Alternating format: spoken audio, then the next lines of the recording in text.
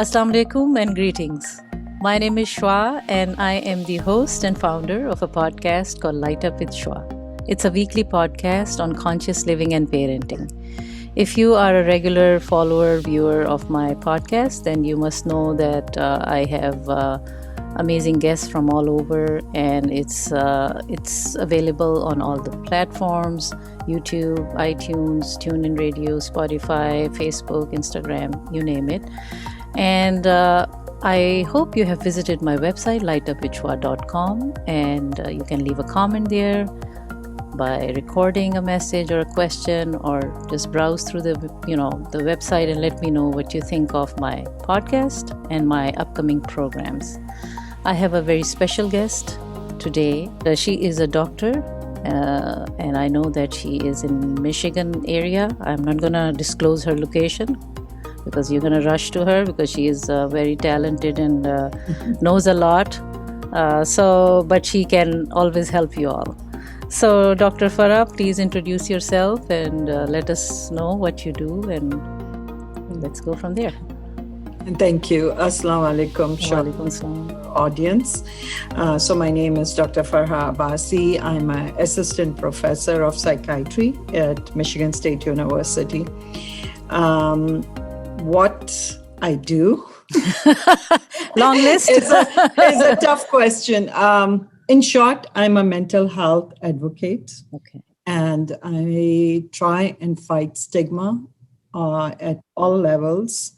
Be it against your religion, health, your gender, sexual orientation.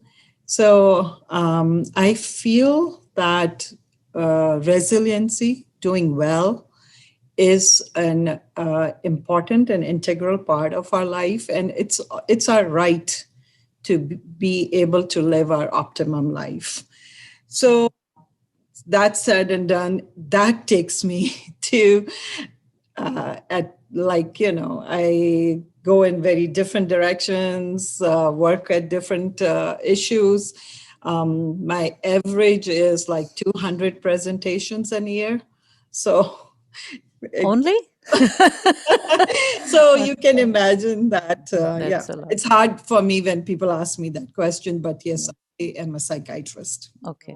How did you end up in this field, this area? What inspired you to be in this field?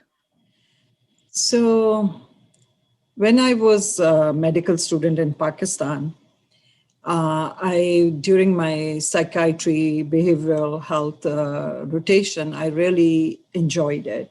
Mm. Unfortunately, we were living in a society and culture where mental illnesses were so stigmatized and are still. Also, what happened is that if you are from Pakistan, we have post-colonized still those institutes of mental health, which by the time we were in medical school, patients were actually chained, or people were just dropping their relatives there to, if they don't want to deal with them, they would say they have mental illnesses and would drop them at these institutes. But luckily, when I was in medical school, we had an amazing psychiatrist, Dr. Kazi, and Dr. Heather Kazi. And he revolutionized that concept. He really updated and upgraded and augmented the mental health care in Pakistan.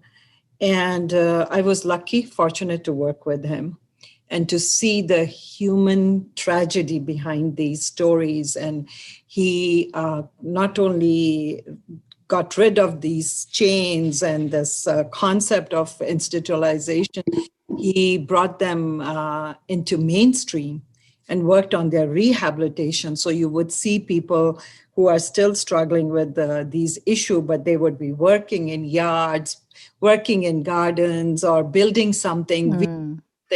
So it was an amazing experience. But what happened is I moved to United States, and I am an internist. Basically, I was trained as an internist, and I was on an observership for my I was about to apply for my internal medicine residency. And I was just so getting overwhelmed by the fact that, the internal medicine rotation would be like we would go in the room, we will focus on the symptoms, we would do very good treatment, but we are very focused on the disease. While attending would leave, and I would be concerned that how is the patient doing emotionally, how is the rest of the family taking the. So I was like, very conflicted. And so during that rotation, the professor of psychiatry who was associated with that hospital looked at me, and I started having a conversation with her. And she said, "Why are you wasting yourself in internal medicine, psychiatry?" And I was like, wow, really? That you can do that. I never thought about it. So then I got an observership in psychiatry. I realized that the reason I never opted for psychiatry during my days, medical school days, was the stigma, the internalized stigma we have, the fears that we have around mental health. And long and short, got the psychiatry observership and never looked back. Wow. This is it. This is So you love it. You like it to be in this. I mean, I Oh. don't know. Is that a... I am so passionate about it. Okay. I feel like I've been given a gift. Oh, wow. Okay. I would go back to the stigma part with becoming a doctor. So what does that mean? Like people will say, oh, would they not take you seriously? Like being in that stigma, because I remember a doctor, not a psychiatrist, a doctor. She was in residency in Ohio, and I was. That's a long story about my life, but I was supposed to be a doctor, and then I got lost in all the world, and I was like, I don't know what to do, and I was thinking of psychology and psychiatry, and she said, "Oh no, that area is like people go crazy." So that just somehow, when you were saying the stigma, that I didn't want to be, but although you are going to be a doctor, and if the doctor has a stigma, how will the people get over it if the doctor who's going to be a professional? So how can we differentiate in that? Sure, that is the calamity and the tragedy of our times, and especially in our countries back home. So I would tell you why. So even after coming here, so I come from a family where I think being a doctor is like a pandemic. Everybody doctor or a lawyer or something. But I wanted to be a journalist. Oh, okay. And I kind of tried to defy a lot, but gave in under the pressure. And I was like, okay. Yeah. But, I never really embraced the concept of being a doctor. But I'll tell you the funny thing about the stigma. So when I finally tried to become a psychiatrist, the common experience, reaction I got was, "Don't you want to be a doctor?" It's like some incidences stand out in my mind that yes, somebody told me we have always heard that those who become psychiatrists end up being mental cases there. Yes, exactly. Or they already have something wrong with them. So to this, also the biggest thing I think that stands out in my mind is that somebody coming to me and saying, my son is becoming a physician, but he doesn't believe psychiatrist is like that they are doctors. Oh, wow. So, to all of them, I say, I have a prayer for them, that the people who say that or act that way is that I hope you never need one. Yes. I hope nobody needs a psychiatrist. That's all I can say as a prayer. That's a very good way to sum it up, actually. Yeah. Thank you.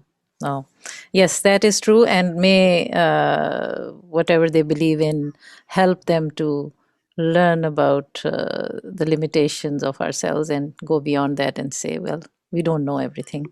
There is something more than what we know. All right. Good. So there was a recent annual Muslim mental health conference that you did on April 2nd and 3rd.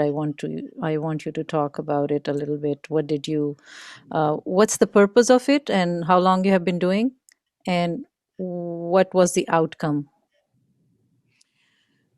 So I founded Muslim Mental Health Conference almost 14 years ago. So it completed its 13th year. Okay. Initially, it was more like a seminar, but now we have a annual conference. Mm-hmm, mm-hmm, I was in my psychiatry residency and got a minority fellowship mm-hmm, grant from American Psychiatric Association and used mm-hmm. to start the conference. So I got a fellowship through American Psychiatric Association, used the grant money to establish this conference. What I realized at that point that academically there were a group of researchers working and had coined the term Muslim mental health, but they were doing very academic research. Mm-hmm. Well, my concern was that how do we translate it and bring it at a street level? Coming from Pakistan, you are always wondering, like, how do you serve the people? So basically the grassroots level you're talking about. Right, Okay. right. Okay. How do you Okay. bring it to the street level, ground level, Okay. Mhm. There is a concept here which is called street medicine, right? Okay. Serving people literally who are On the street. access to the system or are homeless or shelterless. Mm. So, but not to that extent, but I wanted it to translate for a layperson because what I realized was happening is mental illnesses affect everyone, irrespective of socioeconomic status, irrespective of your country of origin, the faith you practice, it impacts everyone, right? Yes. But the silence, the shame, the stigma keeps it hidden, but it doesn't go away. It Mm. intensifies, Mm. right? So I was like, okay, we have the research, we have the academics, but everyday person is not benefiting from it. Mm. The idea behind the conference was to create a safe space, a place where we all can come together, Mm. from professionals to faith leaders to community leaders to everyday person whose kid might be suffering, husband, wife, whoever Mhm. one Mhm. is suffering can come and not only get aware what mental illnesses are. So there were three goals when I conceptualized this conference. I wanted to create awareness, what mental illnesses are, and acceptance that it's happening to us as well. When we say 1 in 4 suffering from mental illness, that could be any one of us Yes. also, that includes us. Mhm. And then how do we improve access to the care? Mm. So I think during these 13 years, we have talked so much about what is not going well, what is the trauma. We have talked about really taboo issues, domestic violence, addiction, gender orientation, sexual orientation, intimate partner violence. I mean, really hard topics, Islamophobia, how it's impacting our youth. So all hard. So what was happening in last few conferences, we felt some raw, that we were still talking, and that needed to be done. We needed to bring all the pain out, but this time we wanted to do something around because it's easy. In Quran, I love the ayah that says, "With every hardship there is ease." And so it's not that the hardship happens and then ease comes. It's parallel process that's happening, right? So I think when we are talking in safe spaces, when we are sharing this narrative, our healing is happening too. So we wanted to bring the focus on healing. How is the community coping now? What's Yes. our healing looking like? The context of liberation is, we are very living under the impact of slavery, racism. So what is it going to look like, our liberation? are embracing our own identities, how is that going to look and how is that going to heal us? So that was what the focus of this conference was. Okay. So does this mean that people who come to the conference can bring their issues and talk about it? Absolutely. Okay. Absolutely. When we Because were now it was virtual, sorry. So it is different, obviously. So obviously, but still, the communication is happening. okay. There were discussion forums happening. Yes, I attended some Yeah. of it. Yes. And also there is people reach out to me if they have questions. People reach out to other providers that are identified. There is a lot of parallel processes Yes. happening, but I think most importantly, just the aha moment, like, I'm not alone. Yes, yes. This is happening to so many more. To be in that space and see how others are coping with it. Yeah. As a provider, we are not living in vacuum. We are also getting impacted by personal calamities, and I think I myself stay so vulnerable during the conference, and the reason being that I don't want to people to think, oh, this is some kind of not accessible person, right? And I also want everybody to know that pain is inevitable. We all are suffering or dealing with trauma, disease, setbacks in life, but the point is how not to give in, how to continue. And I think one thing I really want to emphasize here, Shwa, is that we come from cultures that it's so embedded in our psyche to stay silent, not wash dirty linen in public. And I feel it's also a gift of colonization that, keeping a stiff upper lip, the English way, and we internalized it. And the concept that you carry the honor of the family on your shoulders, and if you talk about your pain or your setbacks, or if you falter something, you are not only bringing shame on you, but you are bringing shame on whole family, community, and ummah. Oh my God, the burden can be really heavy, right?